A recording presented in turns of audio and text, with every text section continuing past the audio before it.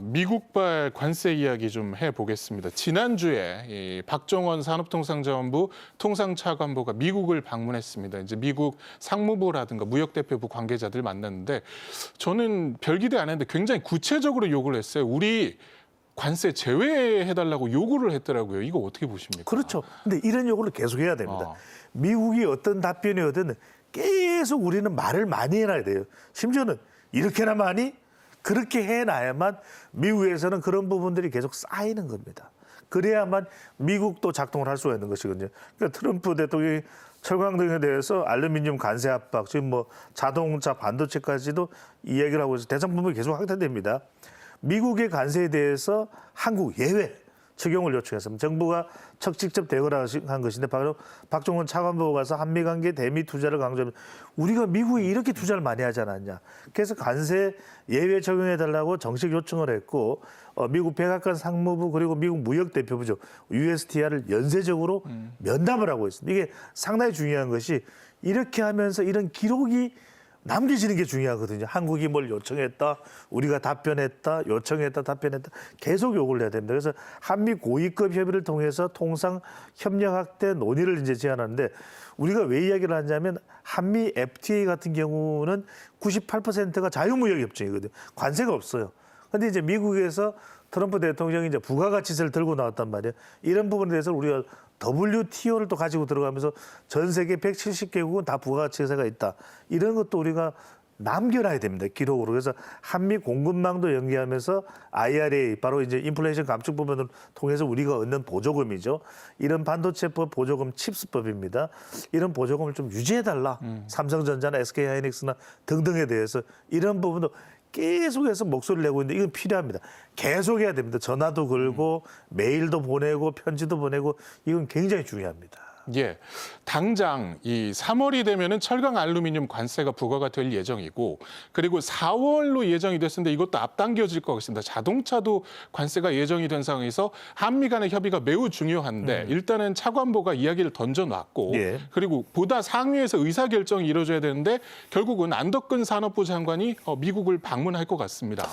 그렇습니다. 그나마 우리가 좀 효과를 낼 수 있는 것은 지금 최상목 대통령 권한 대행도 경제 전문가입니다. 예. 그러다 보니까 이것이 좀 더 긴밀하게 움직인다고 볼 수 있는 것이 최상목 권한 대행이 이제는 통상 총력전이다.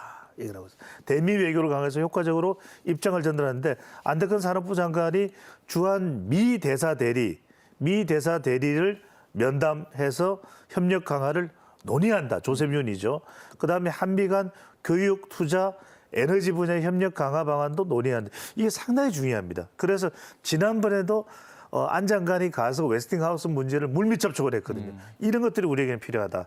배터리 반도체 등 협력하고 조선에너지 등 파트너십을 강화한다. 이 말이 뭐냐면 조선의 MRO, Maintenance, Repair, Operation 이 부분을 우리가 강조하면서 우리가 협력해 줄게. 대한민국 외에 다른 나라가 어디 있느냐라는 것. 또 하나는 에너지 부분이기도.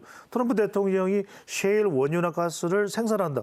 어디 수출할 겁니까? 대한민국 오케이. 이렇게 해서 우리는 협력을 강화하는 겁니다. 산업부 장관이 이번 주에 방미를 합니다. 미 상무 에너지 장관을 면담을 추진하는 방안도 이런 부분에 대해서 우리가 거래를 통해서 또 관세를 예외를 적용받을 수 있는 부분이 있거든요. 미 관세 등 통산 정책과 협력 관련해서 협력 방안들을 좀 폭넓게 안덕근 장관이 논의를 할 것으로 보입니다. 예. 그 미국 관세 대응은 사실 정부와 그 민간이 투 트랙으로 지금 대응을 하고 있습니다. 아까 말씀하신 것처럼 이제 산업부가 주도적으로 정부로서는 대응을 하고 있고 그리고 CEO들로 구성된 경제사절단이 미국을 방문했는데 미국 반응이 상당히 좋아요. 일단 우리 기업들이 상당한 투자 결과들을 설명을 했고 또 미국은 계속 더 투자를 해달라는 요구를 했는데 우리 이제 아니야 우리 좀 더 인센티브가 필요해라는 이야기를 경제사절단이 했다고 하더라고요. 그렇습니다. 사실 중요한 것이 트럼프 대통령도 계속 미국 중산층의 일자리를 만들고 싶어하는 것이거든요. 그래서 경제사절단에 가서 미국에 80만 개 일자리가 창출된다.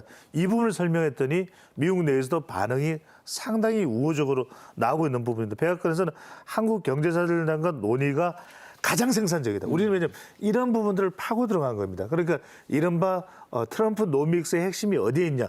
중산층이고 아메리카 퍼스트에 있다. 그래서 경제사절단은 한미일, 일본까지 함께 이렇게 되면 미국의 협력이 더 용이할 수가 있거든요. AI 에너지 협력을 하자. 선택 아닌 필수다. 이게 최근에 나왔던 스타게이트와도 관련이 될 겁니다. 제조 또 AI 에너지, 조선 해운 이게 미국이 이 가려운 곳이거든요. 이 부분을 우리가 긁어주면서 원자력 등 시너지 효과. 지금 미국의 매그니피센트 빅7도 지금 SMR 소형 원전에 투자를 해서 전력 문제를 해결했다는 이야기가 나오고 있는데 그 기술을 가지고 있는 국가가 바로 대한민국입니다. 미국 상무장관은 10억 달러 이상을 투자하게 되면은 패스트 트랙 혜택을 주겠다. 이게 사실 우리에게 조금 부담이 될 법한 이야기이기도 합니다. 러트닉 상무장관이 그럼 기업별로 10억 달러 투자를 하세요. 이렇게 얘기를 하니까 조금 이 부분은 부담스럽긴 하나. 그렇지만 이것도 하나의 협상인 거죠. 이걸 통해서 우리가 다른 걸 추가적으로 얻을 수 있는 것이니까요. 그게 바로 패스트 트랙. 빨리 처리해서 한국은 우선적으로 혜택을 주겠다는 것이고요. 경제사절단은 미국의 신정부 인센티브를 지켜본 뒤 대미 투자를 결정하겠다. 정부 업계는 자동차 민간 대미 협력 TF가 강화되는데 이것도 상당히 중요한 게 조지아주의 이 주지사 등을 움직일 필요가 있습니다. 공화당 우호적인 세력을 통해서 봐라.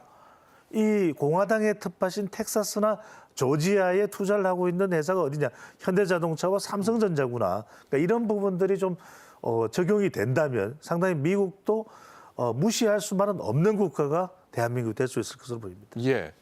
처음에 이 관세 전쟁이 발발한 분야 지역이 바로 이제 멕시코, 캐나다 등 지역이었다면은 이후에 품목 관세로 이어졌습니다. 철강, 알루미늄, 그다음에 자동차, 반도체, 의약품. 지금 디지털 관세 이야기가 나오는데 이게 뭐냐면은 구글, 아마존, 메타 같은 기업에 대한 규제가 있는 국가에 대해서 관세를 매기겠다는 겁니다. 점점 전선이 이제 디지털 관세까지 나오고 있어요. 그렇죠.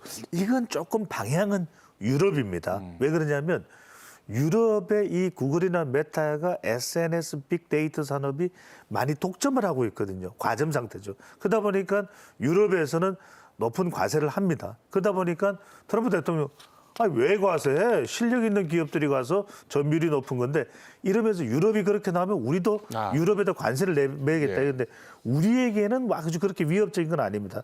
유럽의 디지털 시장법 DMA를 직접적으로 겨냥한 것이다. 디지털 시장법이 뭐냐면 이게 유럽법입니다. 구글, 애플, 마이크로소프트, 애마존 등 초대형 IT 기업들에게 각종 의무를 부과하는 법안. 위반 시에는 최대 10% 가진금. 그러니까 이제 이들이 상당히 상업적으로 많이 이제 과점한 상태가 되다 보니까 뭐를 씹으려 꼭 우리 개인정보가 넘어가는 것 같아. 이러면서 이런 부분들에 자꾸 발목을 잡거든요. 그러니까 트럼프 대통령이 이제 화가 난 겁니다. 뭐야? 이러면서 만약 그러면 우린 유럽에 높은 관세를 매겨. 사실 부가가치세도 우리라기보다는 유럽이 부가가치세가 높거든요. 그걸 통해서 이제 좀 비틀겠다 이런 이제 건데 미국 기업에 피해주는 외국 정부에 대해서 반경쟁적인 관행 조사를 트럼프 대통령이 지시를 한 겁니다. 지시해봐, 그 조사해봐. 이러니까 이제 트럼프 대통령이 외국 정부가 미국 기업의 성공을 방해한다, 그건 안 된다. 그건 절대 안 될 일이다. 그러니까 이제 화가 난 거예요. 이거 사실 바이든 정부에서도 견제에 나섰습니다만 효과적이지 못했거든요. 그래서 트럼프 대통령이 아주 강하게 재무부, 상무부, USTR에 그러니까 총력전을 펼칩니다. 이게 유럽이 당연히 이게 힘든 거예요. 그러니까 외국 정부를 규제하고 세금 부과 신고 절차를 마련하는 명령을 내립니다. 그래서 행정명령을 내려서 국내 플랫폼법 차별 규제를 이제 열어두고 있는 거죠. 그러니까 플랫폼법, 우리 플랫폼이 가서 잘하고 있는데 그걸 왜 막으려고 하는 거야? 우리 그 용납 못해. 그래서 EU 등 일부 국가가 시행 중에서 디지털 서비스에 대해서 법적으로 이제 보복을 하는 거죠. 보복하는 그런 관세나 비관세 장벽이 바로 이 부가가치세법이거든요. 그러니까 트럼프 대통령 뭐라 그러냐? 유럽에서 하고 있는 이런 부가가치세법, 미국 자동차에도 부가가치세를 많이 붙입니다. 그러니까 이런 거에 대해서는 이건 관세다 이렇게 이야기를 하고 있는 것이죠. 예.